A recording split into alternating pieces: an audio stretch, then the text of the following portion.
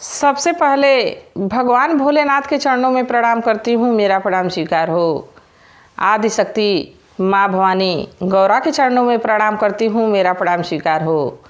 सभी देवी देवताओं के चरणों में प्रणाम करती हूँ, मेरा प्रणाम स्वीकार हो। आप सभी कहानी देखने वाले गुरु भाई गुरु बहनों के चरणों में प्रणाम करती हूँ, मेरा प्रणाम स्वीकार हो। गुरु भाई गुरु बहनों, अगर जो आप लोगों को महादेव की चर्चा पसंद आए, भगवान भोलेनाथ की चर्चा पसंद आए तो प्लीज़ लाइक करिए, शेयर करिए। अगर जो आप लोग लाइक शेयर करेंगे तभी तो महादेव की चर्चा आपके नाते, आपके रिश्तेदार, आपके दोस्तों तक पहुंचेगी। महादेव की चर्चा को इतना फैला दिया जाए, इतनी इनकी महिमा का बखान देश विदेशों में फैला दिया जाए ताकि महादेव की जय जयकार होने लगे। तो प्लीज़ आप लोग लाइक शेयर ज़रूर किया करिए।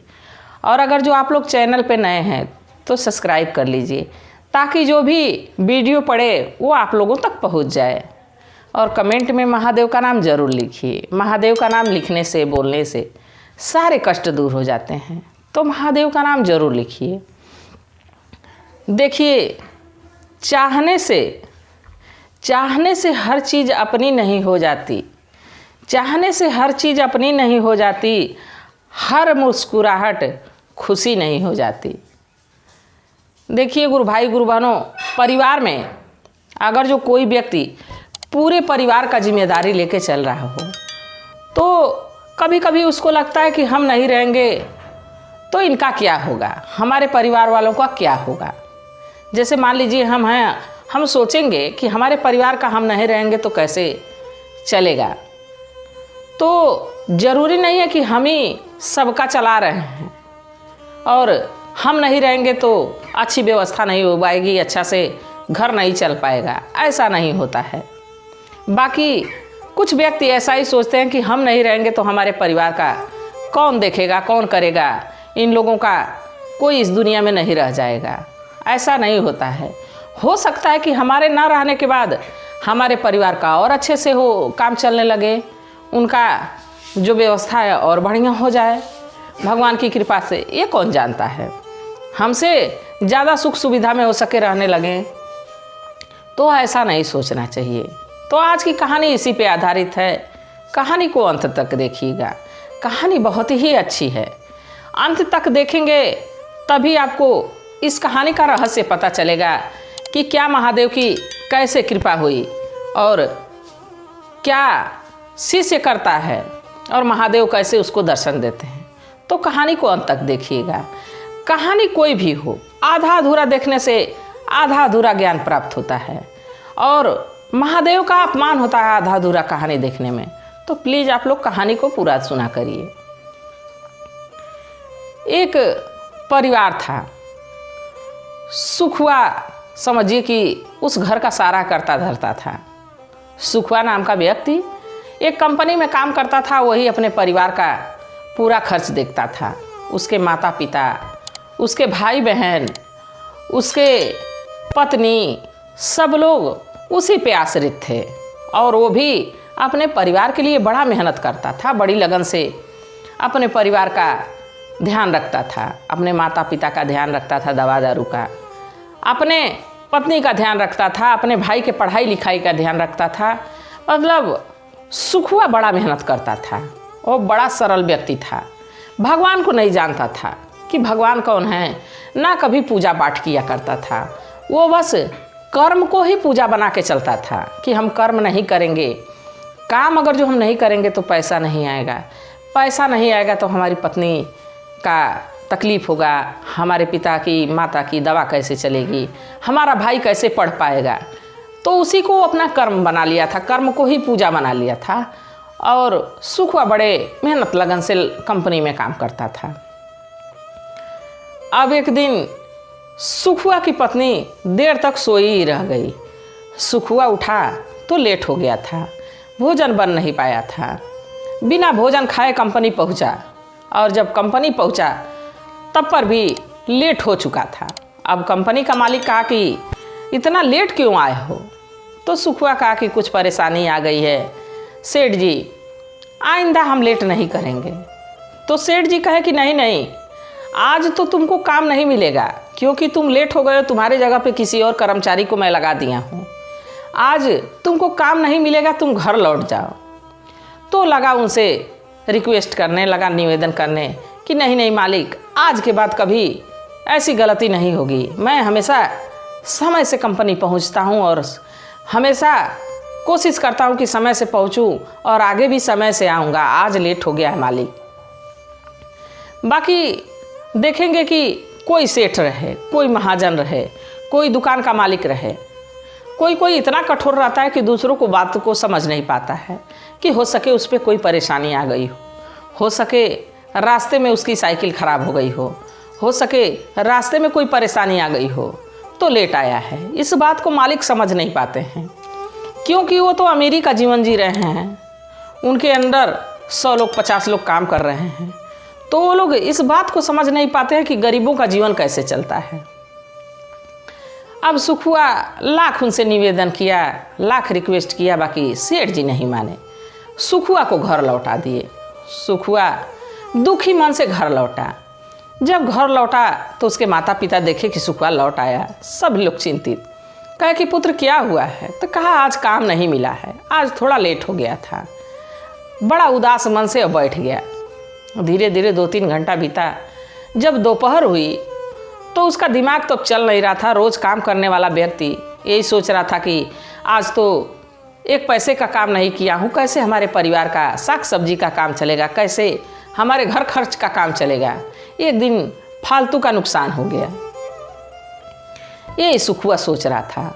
सोचते सोचते उसके मन में विचार आया कि बैठा ही हूँ तो क्यों ना चलूँ जंगल से लकड़ी काटूंगा और लकड़ी काट के लाऊंगा तो बाज़ार में बेच दूंगा, कम से कम साग सब्जी का काम चल जाएगा।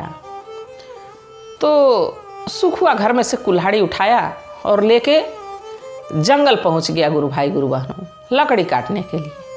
अब लकड़ी काट ही रहा था कि उसी रास्ते से महादेव भ्रमण कर रहे थे और वो साधु का रूप बनाए हुए थे। साधु जा पहुँचे सुखुआ के पास। सुखुआ से कहे कि अरे पुत्र तुम क्या कर रहे हो? तो वो कहा मैं तो लकड़ी काट रहा हूँ। साधु जी आप क्या कर रहे हैं इस जंगल में? तो कहे कि हम भी लकड़ी ही काटने आया हूँ। तो सुखुआ कहा कि मैं लकड़ी काटने आज इसलिए आया हूँ, मैं रोज़ नहीं आता हूँ, इसलिए आज आया हूँ कि आज हमारे कंपनी में लेट पहुँचा हूँ तो काम नहीं मिला है, और काम नहीं मिला है तो हमारा परिवार हमारे ही भरोसे रहता है। आज कैसे उन लोगों की साग सब्जी का काम चलेगा? आज हमारा एक दिन पूरा नुकसान हो गया, इसीलिए सोचा हूँ लकड़ी काट के बाज़ार में बेच दूंगा तो कम से कम हमारे परिवार के लिए साग सब्जी का काम चल जाएगा। तो वो जो साधु जी थे मुस्कुराने लगे, वो तो महादेव थे, मुस्कुराने लगे, कहे पुत्र ऐसा नहीं होता है, तुम्हारे भरोसे ही घर चल रहा है। तो सुखुआ कहा कि हाँ महात्मा जी हमारे ही भरोसे हमारा घर चलता है। तो साधु जी पूछे कि ये कैसे? तो कहा कि हमारे घर वाले बड़ा हमसे प्रेम करते हैं और हम भी अपने घर वालों से बड़ा प्रेम करते हैं, अपने घर वालों के लिए हम मर जाने के लिए भी तैयार हैं। तो इसीलिए खूब मन लगा के मेहनत करता हूँ कि उन लोगों का काम अच्छे से चल जाए, अच्छे से उन लोगों का जीवन चले, सुखी सुखी सब लोग रहें। तो महात्मा जी कहे, जो साधु जी थे महादेव कहे कि ऐसा है पुत्र कि कोई किसी के बिना रुकता नहीं और किसी की ज़िंदगी किसी के वजह से नहीं चलती है। वो लोग तुम्हारे वजह से नहीं चल रहे हैं, वो स्वार्थ से जुड़े हैं और तुम उनसे स्वार्थ से जुड़े हो, क्योंकि वो तुम्हारे माता पिता हैं, तुम्हारी पत्नी है, तुम प्रेम करते हो, तुम्हारा भाई है, एक ही कोख से जन्म लिए हो, तो स्वार्थ है तुम लोगों का, इसलिए तुम उनसे स्वार्थ में जुड़े हो, तुमसे स्वार्थ में जुड़े हैं कि सुखुआ से हम लोग प्रेम से रहेंगे तो सुखुआ कमाएगा, पैसा लाएगा। तो भाई सोचता था कि हम पढ़ लेंगे, भैया पैसा देंगे। तो माता पिता सोचते हैं कि सुखुआ मेहनत लगन से काम कर रहा है, तभी तो हम लोगों के दवा दारू का काम चल रहा है। पत्नी को तुम्हारे पैसे से अच्छा कपड़ा, अच्छा गहना मिलता है, इसलिए पत्नी भी तुमसे प्रेम से रहती है। तो दोनों का स्वार्थ एक दूसरे से है, तुम पूरा परिवार एक दूसरे से स्वार्थ में जुड़े हो। तो सुखुआ कहा नहीं नहीं ऐसी बात नहीं है, हमारा परिवार बिल्कुल ऐसी बात से अलग है। हमारा परिवार हमारे लिए मर मिटने के लिए तैयार है। तो साधु जी पूछे कि कैसे?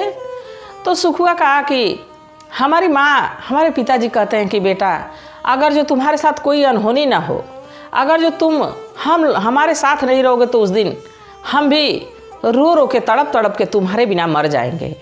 पत्नी भी यही कहती है कि आज तो इतना सुख सुविधा दे रहे हैं आप, अगर जो आप नहीं रहेंगे तो उस दिन हमारे जीवन का समझिए कि समाप्त लास्ट दिन रहेगा। भाई भी यही कहता है कि भैया, जिस दिन आप इस दुनिया में नहीं रहेंगे उस दिन हम भी आपके लिए रो रो के मर जाएंगे। तो सारे लोग बड़ा हमसे प्रेम करते हैं। तो साधु जी कहे कि ऐसा नहीं है पुत्र, चलो क्यों ना तुम्हारे परिवार की परीक्षा ले ली जाए। अगर जो तुमको इतना विश्वास है, इतना भरोसा है कि हमारा परिवार हमसे बहुत प्रेम करता है, कोई स्वार्थ नहीं है, और तुम अपने परिवार से बहुत प्रेम करते हो, तो परीक्षा ले ली जाए। तो सुखुआ कहा कि कैसे साधु जी, कैसे परीक्षा होगी? तो साधु जी कहे कि कल मैं तुम्हारे दरवाजे भिक्षा मांगने आऊँगा और मैं कुछ लेके आऊँगा, तुमको दूंगा और तुम पी लेना और पी के मरने का नाटक करना। इसके बाद सारी बात तुमको समझ में आ जाएगी। तो सुखुआ कहा कि ठीक है महात्मा जी। सुखुआ अपना लकड़ी काटा और बांधा और बाजार में बेचने के लिए लेके निकला। और उधर महादेव जी भी अब दिखाना था कि हम भी लकड़ी काटने आए हैं, तो वो भी लकड़ी बोझा बांधे और महात्मा जी भी अपना लकड़ी लेके चल दिए। कुछ दूर जाने के बाद अंतर ध्यान हो गए। अब सुखुआ बाजार से लकड़ी बेच के साग सब्जी लेके आया और महात्मा जी की सारी बात उसके दिमाग से निकल गई, क्योंकि वो अपने परिवार के प्रति कर्मठ था, कर्म पर ही भरोसा करता था कि अगर जो हम कर्म नहीं करेंगे, हम काम नहीं करेंगे तो पैसा नहीं आएगा, पैसा नहीं आएगा तो कैसे हमारे माता पिता, हमारी पत्नी, हमारे भाई का कैसे काम चलेगा। वो महात्मा जी की सारी बातों को भूल गया था। अब रात बीत गई, जैसे सुबह हुई, सुखुआ अब नहा धो के जल्दी जल्दी, अब एक दिन पहले काम नहीं मिला था, अब उस दिन जल्दी जल्दी तैयार हो रहा है। उसकी पत्नी जल्दी जल्दी भोजन बना रही है कि आज भी कहीं लेट ना हो जाए। उसके माता पिता इंतज़ार कर रहे हैं कि सुखुआ भोजन करके जल्दी से समय से कंपनी निकल जाए। भाई भी इंतज़ार कर रहा है कि भैया जल्दी चले जाए। अब सारे लोग अपने अपने कार्य में लगे हैं। अब तभी महात्मा जी दरवाजे पे भिक्षाम देही का अलख लगाने लगे। तो सुखुआ के माता पिता बैठे थे। अब वो लोग सुखुआ के छोटे भाई से भिक्षा मंगाए और महात्मा जी को दे दिए। जब महात्मा जी को भिक्षा दे दिए तभी महात्मा जी अभी वहाँ खड़े ही हैं, क्योंकि वो तो महादेव थे। अब तब तक सुखुआ बाहर आ गया नहा के, देखा कि महादेव, अरे महात्मा जी, तो तुरंत उसको जंगल वाली बात याद आ गई कि आज तो हमारे परिवार के परीक्षा लेना है।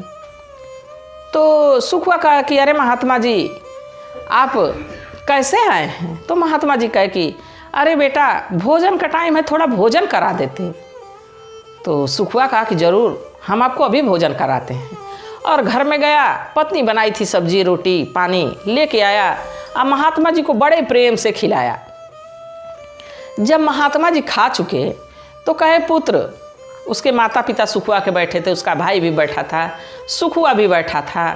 अब सुखुआ जब महात्मा जी को भोजन करा दिया, महात्मा जी भोजन कर लिए। इसके बाद महात्मा जी कहे कि ऐसा है पुत्र कि तुम हमको जैसे तृप्त किए हो, हमारे पेट भरे हो, वैसे मैं भी तुमको कुछ देना चाहता हूँ, प्रसाद समझ के इसको पी लेना। तो सुखुआ कहा कि हाँ हाँ महात्मा जी, ज़रूर दीजिए। और महात्मा जी अपने कमंडल से एक गिलास दूध ढाले और सुखुआ को दे दिए।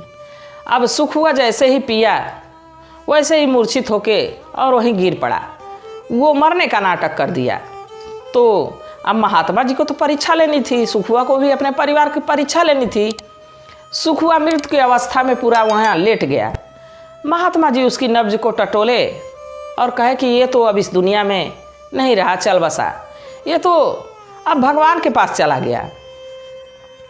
अब सुखुआ के माता पिता बूढ़े थे, जोर जोर से अपना रोने लगे पुत्र के लिए। भाई भी चिल्लाने लगा, पत्नी भी चिल्लाने लगी। जब थोड़ी देर रो के शांत हुए लोग तो कहे कि बस ये महात्मा जी दूध दिए हैं, वही दूध पिया है हमारा बेटा, तो मर गया है।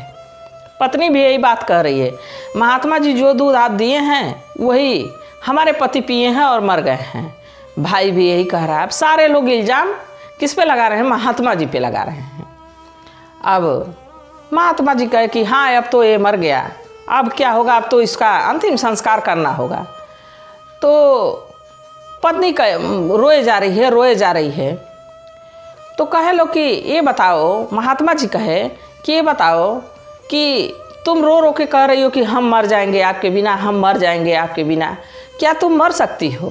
तो माता पिता से भी पूछे। माता पिता भी कहे कि हाँ अब तो हमारा पुत्र रहा नहीं, अब हम भी रो रो के मर जाएंगे। पत्नी भी कही कि जब हमारे पति ही नहीं रहे, हमारा सुहाग ही नहीं रहा, तो हम भी रो रो के मर जाएंगे। भाई भी कहा कि अब कौन हमको पढ़ाएगा लिखाएगा, अब तो भाई के साथ हम भी मर जाएंगे, इनके साथ ही अब हमारी अर्थी जाएगी, अब हम भी रो रो के मर जाएंगे। तो महात्मा जी कहे कि बड़ी अच्छी बात है, तुम लोग मरना चाहते हो सुखुआ के लिए, तो ठीक है। जो दूध पी के सुखुआ मरा है वही दूध एक गिलास ढाल के और पिताजी के पास लेके गए सुखुआ के, कहे कि ये आप पी लीजिए और सुखुआ के साथ आप भी मर जाइए। तो पिताजी कहे कि नहीं नहीं, मैं ये दूध नहीं पी सकता हूँ, अगर जो मैं मर जाऊँगा तो हमारी बूढ़ी पत्नी है, हमारी एक लाचार बहू है जिसका पति मर गया, एक हमारा पुत्र है कुंवारा, उसको कौन देखेगा मैं मर जाऊँगा, तो मैं नहीं मरूँगा, ये दूध मैं नहीं पी सकता हूँ। तो महात्मा जी फिर वही दूध अब सुखुआ के माता जी के पास लेके गए। तो माता जी कहें कि नहीं नहीं, हम अपने पति को छोड़ के कैसे मर सकती हूँ, अपना बेटा को छोड़ के कैसे मर सकती हूँ, मैं नहीं मरूँगी।